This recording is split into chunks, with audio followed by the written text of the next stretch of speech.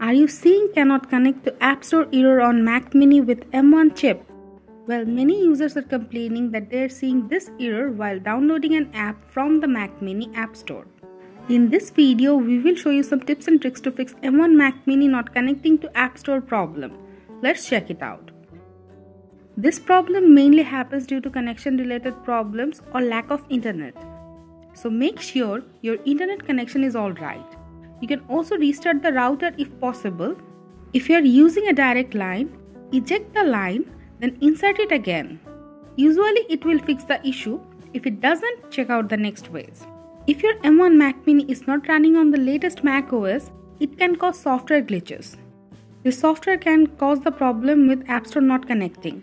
Click on the Apple logo, click About this Mac, click Software Update, check if there is any update or not. If there is an update, update it. You can make sure your Mac Mini's time and date is set to automatic. If it is not, it can cause the problem. Click on the Apple logo, select System Preference, click Date and Time, make sure it is set to automatic.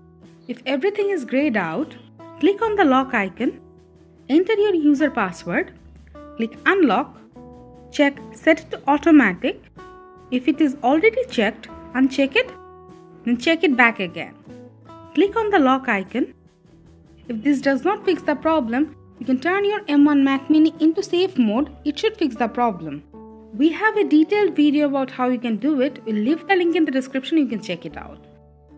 These are the ways you can fix cannot connect to App Store error on M1 Mac Mini. Thank you for staying with us. Like, share and let us know your opinions or ask anything you want to know on the topic in the comment below. And always stay with our channel for tips and tricks for Apple devices. Thank you.